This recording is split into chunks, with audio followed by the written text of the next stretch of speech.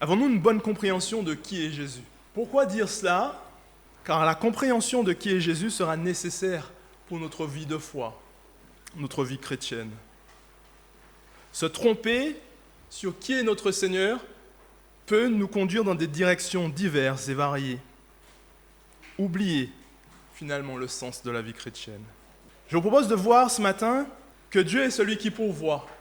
Nous allons voir 3 manières dont Dieu pourvoit. Dieu pourvoit d'abord car Jésus est le bon berger qui veut prendre soin de nous. Deuxièmement, Dieu pourvoit car Jésus est le grand prêtre qui nous comprend. Troisièmement, Dieu pourvoit car Jésus est le pain de vie, le pain qui se donne, un sacrifice unique et parfait. Dieu pourvoit car Jésus est le bon berger. Dieu pourvoit car il est le grand prêtre. Jésus est le grand prêtre. Dieu pourvoit car Jésus est le pain de vie, un sacrifice unique et parfait. Nous allons dans l'évangile de Marc, en Marc chapitre 6, des versets 30 à 44. Marc chapitre 6, des versets 30 à 44. Lisons ensemble. À leur retour, les apôtres se réunirent auprès de Jésus et lui rendirent compte de tout ce qu'ils avaient fait et de tout ce qu'il avait enseigné. Alors il leur dit, « Venez avec moi dans un endroit isolé et vous prendrez un peu de repos. » Il y avait effectivement beaucoup de monde qui allait et venait. Ils ne trouvaient même pas le temps de manger. Ils partirent donc dans la barque pour aller à l'écart dans un endroit désert. Mais beaucoup les virent s'en aller et les reconnurent. De toutes les bourgades, on accourut à pied. Et on les devança à l'endroit où ils se rendaient. Aussi, quand Jésus descendit de la barque, il vit une foule nombreuse. Il fut pris de pitié pour eux, parce qu'ils étaient comme des brebis sans berger. Alors il se mit à enseigner longuement. Il se faisait déjà tard. Ses disciples approchèrent de lui et lui dirent, « Cet endroit est désert, il est déjà tard. Renvoie donc ces gens pour qu'ils aillent dans les hameaux et les villages des environs s'acheter de quoi manger. » Mais Jésus leur répondit, « Donnez-leur vous-même à manger. » Ils lui demandèrent, « Faut-il que nous allions acheter pour 200 pièces d'argent de pain et que nous le leur donnions à manger ?» Jésus reprit, « Combien avez-vous de pain? Allez voir. Il y en a 5 et 2 poissons. » Alors il leur ordonna de faire asseoir la foule par groupes sur l'herbe verte. Les gens s'installèrent par terre, par rangées de 100 et de 50. Jésus prit les 5 pains et les 2 poissons, leva les yeux vers le ciel et prononça la prière de bénédiction et partagea les pains. Puis il donna les morceaux aux disciples pour qu'ils les distribuent à la foule. Il partagea aussi les deux poissons entre tous. Tout le monde mangea à satiété. On ramassa les morceaux de pain qui restaient. Il y en eut 12 paniers pleins. Il restait aussi des poissons. Or, ceux qui avaient mangé ces pains étaient au nombre de 5000 hommes. Ainsi la parole de Dieu. Sur quoi allons-nous nous appuyer pour notre vie chrétienne?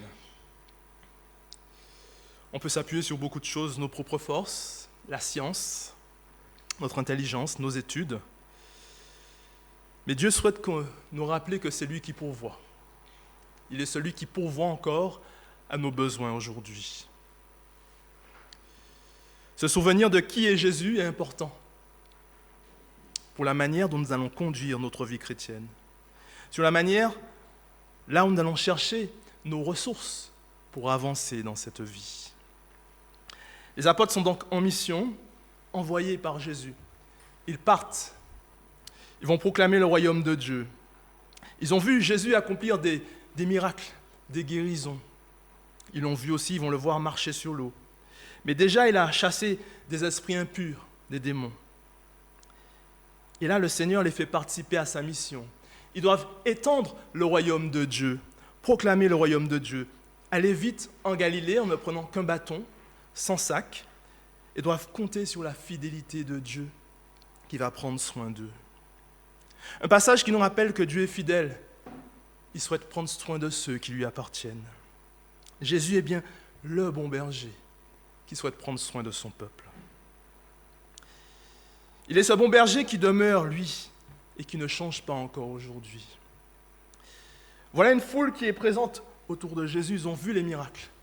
Beaucoup d'attentes. Certains ont vu les miracles et en veulent d'autres encore. D'autres encore sont en demande de guérison physique ou psychologique. D'autres encore attendent un libérateur par rapport aux Romains ou à Hérode et voient en Jésus peut-être ce libérateur. Il y a une forte demande et donc la foule est présente. Les disciples reviennent de mission et pourtant ils n'ont pas le temps de se reposer. Jésus leur dit on va se mettre à l'écart, mais il y a beaucoup de monde qui vient et qui va. Il leur propose donc d'aller dans un endroit désert. Ils prennent donc la barque. Mais pourtant cette foule va les suivre. Ils voient s'orienter la barque et vont se mettre à leur suite, même les précéder dans l'endroit désert où ils vont. Jésus descend de la barque et voit cette foule. Et plutôt que d'être irrité, agacé, mais pourquoi nous suivent-ils comme ça? Toujours en demande. Non, il nous est dit qu'il a compassion de cette foule. Il a compassion de cette foule. Il voit cette foule comme un troupeau de brebis sans berger. Les brebis, je me suis un peu renseigné, je ne suis pas un spécialiste, mais même si c'est un animal très sociable, donc c'est la femelle du mouton, je ne savais pas, mais même si c'est un animal très sociable, donc qui vit en groupe, souvent par des carrés ou des groupes, les femelles sont à part, les mâles sont à part, mais il y a une brebis plus âgée qui va les conduire, mais elles sont assez chétives, craintives. Elles peuvent aussi se perdre facilement.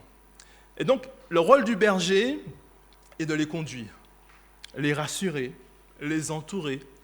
Il y a aussi des causes peuvent arriver de maltraitance, de mutilation. Et donc, le rôle du bon berger, c'est de prendre soin de ces brebis. Pas simplement pour leur laine ou leur viande, mais vraiment pour ce qu'elles sont, leur valeur. Ce rôle du berger, il va les conduire dans les lieux paisibles. On voit cette image, notamment à la fin de Marc, de cette herbe grasse et verte. Le rôle du bon berger est de les conduire vers les points d'eau et de leur donner la nourriture adéquate. Et Jésus est vraiment ce bon berger. Alors qu'à l'époque, il y a les mauvais bergers. Les mauvais bergers comme Hérode, qui vient de décapiter Jean-Baptiste. Les mauvais bergers comme les scribes ou les pharisiens, qui veulent conserver ce pouvoir. Les mauvais bergers qui finalement ne prennent pas soin du peuple de Dieu, qui les conduisent dans une mauvaise direction. Lui, Jésus, est ce bon berger qui a compassion, qui regarde ce peuple avec miséricorde. Il est ce bon berger qui, pas simplement, veut leur donner une nourriture physique, mais une nourriture spirituelle. Il va se mettre à les enseigner. Il va prendre du temps pour l'enseignement. Cela nous rappelle que l'homme n'a pas simplement besoin de nourriture physique, de manger, de boire, mais de toute parole qui sortira de la bouche de Dieu. Dieu dénonçait déjà dans l'Ancien Testament les mauvais bergers. Les mauvais bergers qui dominaient sur le peuple de Dieu, qui ne prenaient pas soin de son peuple. Et Dieu annonçait par les prophètes, notamment Ézéchiel, puisque les mauvais bergers, eux, ne prennent pas soin du peuple, lui viendra en personne pour entourer, donner la direction à son peuple. Le prophète Zacharie disait, Zacharie 10, « Demandez à l'Éternel la pluie, n'a plus du printemps. L'Éternel produira des éclairs, et il vous enverra une abondante pluie. Il donnera à chacun de l'herbe dans son champ. » Les mauvais bergers prophétisaient des mensonges. Les téraphins ont des paroles de néant, les devins prophétisent des faussetés, les songes montent, et ils consolent par vanité. C'est pourquoi mon peuple est errant comme un troupeau. Ils sont malheureux parce qu'il n'y a point de berger. Dieu promettait donc qu'il allait envoyer le berger, mais qu'il viendrait lui-même. J'établirai sur elle un pasteur qui les fera paître, mon serviteur David. Il les fera paître, il sera leur berger, leur pasteur, pour les conduire vers les verts pâturages. Dans le psaume 23, le psalmiste rappelle « Le Seigneur est mon berger, je ne manquerai de rien. Il me fait coucher dans de verts pâturages. Il me dirige vers des eaux paisibles. Il restaure ma vie. Il me conduit sur les sentiers de la justice à cause de son nom. Même si je marche dans la vallée de l'ombre de la mort, je ne crains aucun mal, car tu es avec moi. Ta houlette et ton bâton, voilà mon réconfort. Tout cela pointe vers Jésus, qui est ce bon berger. Et on voit les rôles du bon berger. Il fait que son peuple ne manque de rien. Il les conduit sur les sentiers de la justice. Il les dirige vers les eaux paisibles. Il restaure leur vie à cause de son nom. Quand il marche dans les difficultés de la vallée de l'ombre de la mort, il est présent. Les brebis ne craignent aucun mal, car Dieu, Jésus, est avec elles. Il les conduit par sa houlette et son bâton, sa puissance, sa protection. Il les leur offre. Voilà notre réconfort, nous dit le psalmiste. Voilà notre réconfort pour nous encore aujourd'hui. Jésus reste son bon berger qui veut prendre soin de son peuple, qui veut prendre soin de nous. Aujourd'hui, décharge-toi peut-être de ton fardeau sur lui. Fais-lui confiance qu'il souhaite te mener vers ces verts pâturages, qu'il souhaite prendre soin de toi. Quand tu traverses des difficultés, cette vallée de l'ombre de la mort, le Seigneur est avec toi. Sa houlette et son bâton te protègent. Oui, quel est ton réconfort ce matin? Deuxièmement, Dieu pourvoit car Jésus est le grand prêtre pour son peuple. Jésus est le grand prêtre pour son peuple. Pas un grand prêtre quelconque, mais un grand prêtre qui connaît son peuple, qui le comprend parfaitement. Là encore, où allons-nous trouver notre soutien pour conduire notre vie chrétienne? Beaucoup sont donc présents, cette foule qui a suivi Jésus, dans ce lieu désert. Et pourtant, il va prendre du temps à les enseigner. C'est bien que les disciples, eux, sont agacés. Nous, on revient de mission, nous sommes fatigués, tu nous proposes d'aller à l'écart pour prendre du repos, et ils nous suivent, ils ne cessent pas de nous suivre. Renvoie-les, renvoie cette foule, ce n'est pas possible. Tu ne peux pas continuer à les enseigner, il est tard, il faut arrêter Jésus. Et pourtant, lui, il a bien compassion de son peuple. Les disciples sont agacés, mais Jésus, lui, souhaite prendre soin de cette foule qui est avec lui. Il est intéressant de voir que dans cet évangile de Marc, la puissance lui appartient. Jésus est bien Dieu. Toute la puissance lui appartient. Les guérisons le montrent. Mais souvent, on peut être concentré sur les guérisons, focalisé sur la puissance, les guérisons. Mais Jésus ne regarde pas à ça, il regarde à l'être humain dans sa valeur entière. L'homme et la femme créés en image de Dieu. Il veut les nourrir physiquement, mais il voit aussi leurs besoins spirituels. Il les prend dans leur globalité, âme et corps. Le Seigneur nous regarde comme nous sommes, créés en image de Dieu, ayant de la valeur pour Dieu. Il est celui qui nous comprend parfaitement parce qu'il a revêtu notre humanité. Il comprend parfaitement cette humanité.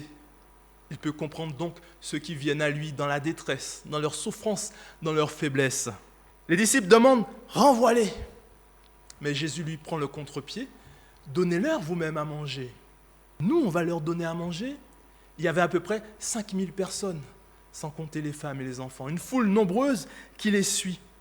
Et ils font vite le calcul et ils se rendent compte que c'est impossible de leur donner à manger. Comment donner à manger à cette foule nombreuse? Il faudrait 8 mois de salaire. Ils font le calcul, ils réfléchissent. Pourtant, le Seigneur leur dit, donnez-leur vous-même à manger. Allez voir ce que vous avez, ils vont voir, ils ont 5 pains et 2 poissons. Et ils réfléchissent de manière humaine, ils se rendent compte que c'est impossible de nourrir cette foule. Les poissons, il s'agissait de tout petits poissons qu'on faisait griller. Il en faudrait au moins une dizaine pour nourrir une seule personne. Des poissons tout petits finalement. Quant aux pains, ils étaient tout plats, tout petits. Comment faire alors? À vue d'homme, à vue humaine, c'est impossible. Et eux, ils réfléchissent de manière humaine. ils font les comptes. Ils raisonnent dans leur tête. Bon, 5 pains, on peut faire combien de personnes avec 5 pains, 2 poissons, peut-être 13, 10 ? On ne pourra pas faire plus, désolé. Et pourtant, ils ont vu des miracles. Ils sont partis en mission. Ils ont guéri des malades, proclamé le royaume de Dieu. Dieu leur a montré sa fidélité. Il a pourvu à leurs besoins alors qu'ils étaient en mission. Ils n'ont manqué de rien. Et ils reviennent, et pourtant, ils ont déjà oublié tout ce qu'ils ont vécu. Ils ont vu Jésus guérir des malades, accomplir des guérisons de sourds, d'aveugles. Jésus leur dira dans la suite, avec une seconde multiplication de pain, « Êtes-vous sourds comme c'est sourd ? Êtes-vous muets comme c'est muet ? Ne comprenez-vous pas encore tout ce que vous avez vu ?» C'est vraiment un appel à comprendre qui est Jésus. On peut cheminer avec Jésus longtemps et pourtant ne pas comprendre ce qu'il peut faire pour nos vies. On peut marcher avec lui depuis longtemps, être baptisé, converti depuis longtemps, et pourtant être bloqué dans notre compréhension de ce que Jésus peut accomplir et ce qu'il peut faire. Ça peut être notre cas, le cas des disciples nous concerne aussi. Ils raisonnent de manière humaine, alors que le Seigneur, ils ont celui qui pourvoit à leur côté. Celui qui accomplit les miracles, celui qui peut faire tout et qui n'est pas limité. Et c'est une leçon pour nous aussi. Souvent, face à nos difficultés, nos problèmes, on peut essayer de raisonner par nous-mêmes, trouver des solutions toutes humaines. Je vais faire ci, arrêter cela. Je vais plutôt échanger là. Et on oublie que d'abord, le Seigneur nous appelle à nous tourner vers lui pour trouver notre réconfort, nos besoins en lui. Humainement parlant, nous ne pouvons pas face aux difficultés. Et certaines difficultés s'avèrent impossibles. Mais le Seigneur nous rappelle que nos ressources sont d'abord en lui et que nous pouvons compter sur lui dans nos difficultés. Que nous ayons beaucoup ou que nous ayons peu, nous pouvons remercier le Seigneur pour sa compassion, sa miséricorde. Il est bien celui qui nous comprend, qui souhaite prendre soin de nous là où nous sommes dans nos situations. Où regardons-nous donc d'abord à notre situation ou au Seigneur Jésus qui peut tout? L'Épître aux Hébreux nous rappelle que nous avons un grand prêtre qui n'est pas insensible à nos faiblesses. Il a été soumis sans péché à des épreuves en tout point semblables aux nôtres. Et nous sommes encouragés donc à nous approcher de lui avec assurance, nous approcher du trône de la grâce pour obtenir compassion et trouver grâce en vue d'un secours opportun. Oui, le Seigneur est le grand prêtre, le Seigneur qui pourvoit, qui souhaite prendre soin de toi encore ce matin, qui nous comprend dans nos difficultés, dans nos marches, dans nos situations financières compliquées, dans nos maladies, dans nos faiblesses. Le Seigneur pourvoit encore aujourd'hui, il n'a pas changé. Mais où allons-nous regarder ? Allons-nous rechercher d'abord à lui dans notre situation ? Troisièmement, Dieu pourvoit car Jésus est le pain de vie, un sacrifice unique et parfait. Le Seigneur ne souhaite pas donner simplement une nourriture physique, mais lui souhaite offrir une nourriture qui comble pour l'éternité. Et on l'a vu avec ce moment de scène. Le moment de scène nous rappelle ce que Dieu a fait.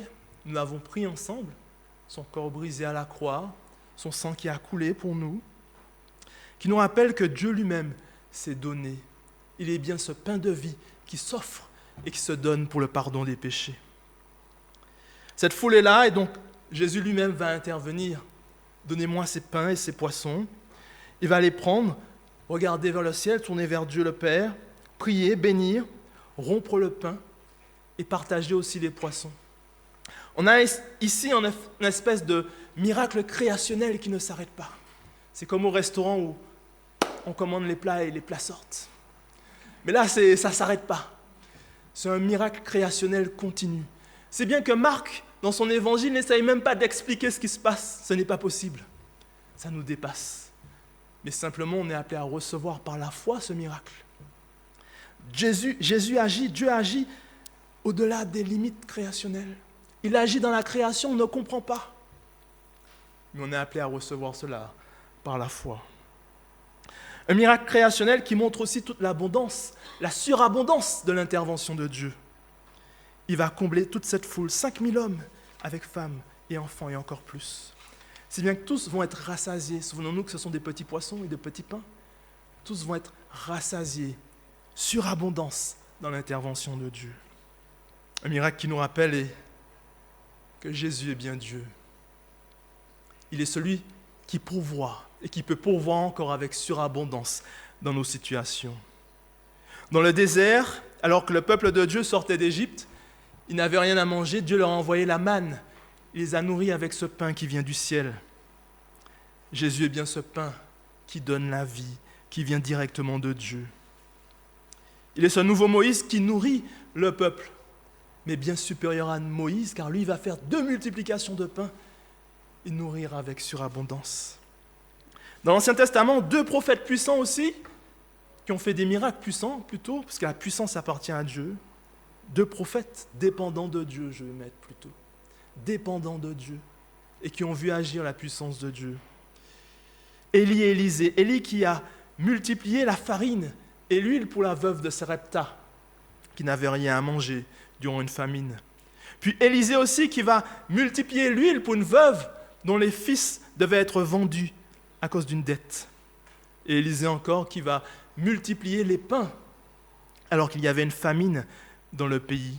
Et il le dit, le pot de farine ne s'épuisa pas et la cruche d'huile ne se vida pas. C'est la parole que le Seigneur avait dite par l'intermédiaire du prophète. On mangera, il y en aura des restes, dit Élisée. Dans les situations compliquées, on ne voit pas le bout du tunnel, Dieu peut intervenir avec surabondance. Mais où regardons-nous ? Mais nous avons pris la scène ensemble, et ce temps de scène nous rappelle bien que Jésus est bien ce pain qui pourvoit, qui se donne. Ces paroles nous le rappellent. Il prit le pain, il bénit, il le rompit, il le donna. Jésus qui vient, envoyé par le Père, béni de Dieu, rompu, brisé à la croix, et qui se donne pleinement pour le péché. Ce qui est intéressant ici dans cet évangile de Marc, c'est qu'on a un Dieu tout-puissant qui se donne, qui se fait serviteur. Pas simplement pour montrer de la puissance pour de la puissance, mais il se fait serviteur, nous appelant aussi au service en tant que chrétiens.